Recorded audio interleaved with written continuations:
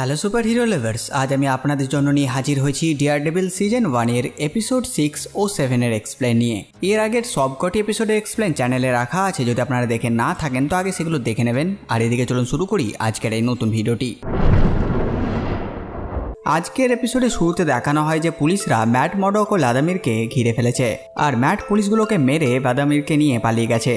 ওদিকে বেন খবর নিচ্ছে যে ওই ধামাকাটা কিভাবে হলো। সে তার বসের কাছে খবর পেয়ে যায় ও ওই জায়গায় যেতে থাকে।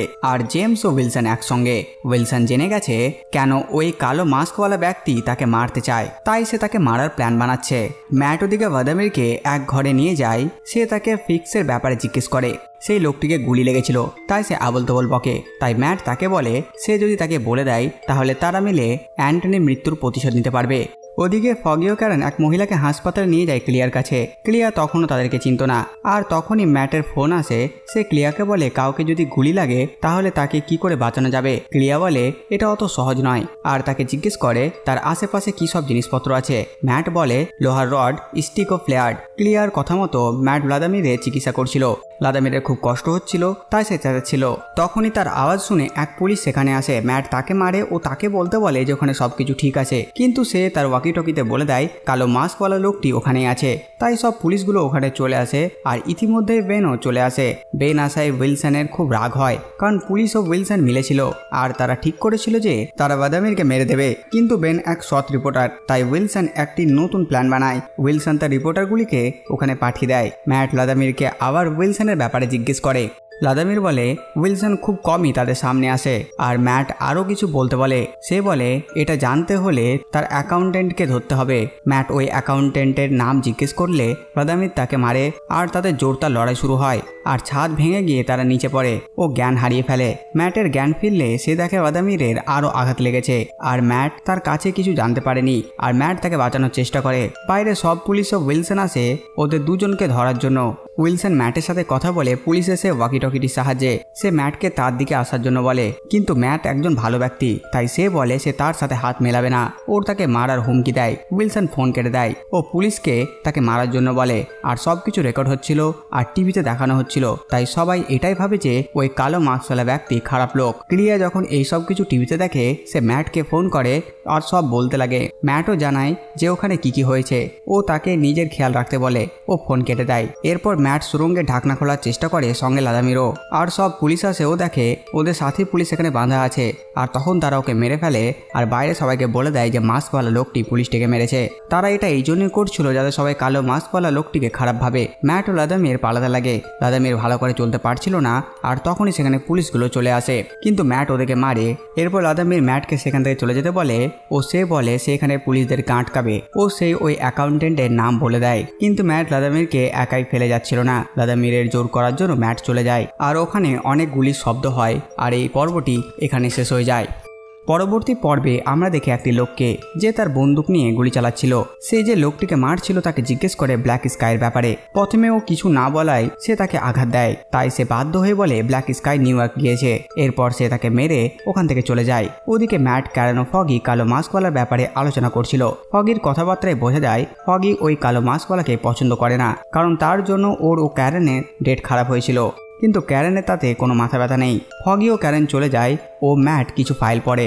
এরপরে দৃশ্যে দেখানো হয় সে অ্যাকাউন্টেন্টকে। সে নবী নামের এক ব্যক্তিকে ভয় দেখাচ্ছিল। নবী চলে যাওয়ার পর সেখানে আমাদের ম্যাট আসে, আর সে অ্যাকাউন্টেন্টকে মারে ও তাকে উইলসনের ব্যাপারে জিজ্ঞেস করে। সে কিছু বলে না, উল্টে সে ম্যাটের ওপর আক্রমণ করে। ম্যাট অজ্ঞান হয়ে যায় ও সেই ব্যক্তি সেখান থেকে পালিয়ে যায়। এরপর সেখানে এক ব্যক্তি আসে যে প্রথম পর্বে এক লোককে মেরে এই অ্যাকাউন্টেন্টের ব্যাপারে জিজ্ঞেস করছিল। ম্যাট ও ওই লোকটি একে অপরকে চেনে। লোকটির নাম হলো স্ট্রাইক। এরপর অতীতের ঘটনা দেখানো হয়। ম্যাট তখন অনাথ আশ্রমে ছিল, কারণ তার বাবা মারা গেছিল। সেখানে স্ট্রাইকও ছিল। স্ট্রাইক হলো সেই ব্যক্তি যাকে ম্যাটের বাবা ফোন করেছিল। সে ম্যাটকে নিয়ে এক পার্কে যায় ও তাকে বলে তাকে তার শোনার শক্তি বাড়াতে হবে যাতে সে আরো মজবুত হয়। এরপর ঘটনা আবার বর্তমানে আসে। ক্যারেন ও বেন কালো মাস্কওয়ালা ব্যক্তির ব্যাপারে আলোচনা করছিল। কারেন জানে সে ভালো ব্যক্তি। এরপর ম্যাটকে দেখানো হয় তার ঘরে স্ট্রাইক আসে আর বলে দেয় সেখানে কোনো মেয়ে ছিল। আমরা জানতে পারি স্ট্রাইকই ম্যাটকে ট্রেনিং দিয়েছিল, তাই স্ট্রাইক আরও বেশি শক্তিশালী। সে ম্যাটকে বলে তার বন্ধুগুলোকে ছেড়ে দিতে, যাতে তার মিশনে যদি কেউ মারা যায় তাহলে তার কোনো আঘাত লাগবে না। ম্যাট বুঝতে পারে স্ট্রাইক কেন তাকে ফেলে পালিয়েছিল, যাতে তার জন্য ম্যাটকে কোনো আঘাত না লাগে, আর সে ম্যাটকে তার কমজোরি হতে দেয়নি। আর ম্যাট তখনই স্ট্রাইকের উপর হামলা করে। আবারও অতীতের ঘটনা দেখানো হয়। স্ট্রাইক ম্যাটকে লড়াই করা শেখাচ্ছিল আর তাকে বলছিল সে হলো মডক, যারা কখনো হার মানে না। আবার বর্তমানে সময় দেখানো হয়। ম্যাট স্ট্রাইককে এখানে আসার কারণ জিজ্ঞেস করলে সে বলে সে ওইসব লোকদেরকে মারে যারা খারাপ কাজ করে, আর সে এখানে ব্ল্যাক স্কাইকে খুঁজতে এসেছে কারণ তার কাছে ভয়ঙ্কর অস্ত্র শস্ত্র আছে। ম্যাট বলে সে তার সাহায্য করবে না, কিন্তু স্ট্রাইক বলে ব্ল্যাক স্কাই উইলসনের ব্যাপারে অনেক কিছু জানে, আর ম্যাট রাজি হয়ে যায়। ওদিকে কারণ ওই মহিলাটির সঙ্গে দেখা করতে যায়। মহিলাটি হচ্ছে সেই যার অ্যাপার্টমেন্টে ভাঙচুর করেছিল। তারা খুব ভয়ঙ্কর। কারণ এগুলো সব তার খাতায় নোট করে ও সে চলে যায়। ক্যারনের কেউ পিছু করছিল। সে ক্যারনকে ধরে আর তাকে প্রতিদিন এখানে আসার কারণ জিজ্ঞেস করে। সে সময় ফগি এসে ক্যারনকে বাঁচায় ও তারা সেখান থেকে চলে যায়। ওদিকে ম্যাট ও স্ট্রাইক ব্ল্যাক স্কাইকে ফলো করছিল। স্ট্রাইক ম্যাটকে সব পাহারাদারদের নজর এড়াবার জন্য কিছু করতে বলে। ম্যাট তার কস্টিউম পরে ও গিয়ে ওদেরকে মারতে লাগে। সে সময় বোঝা যায় ব্ল্যাক স্কাই কোনো অস্ত্র আনেনি। সে এক বাচ্চাকে এনেছে যার ভেতরে কিছু আজব শক্তি আছে, আর উইলসন তার দ্বারা কিছু করতে চায়।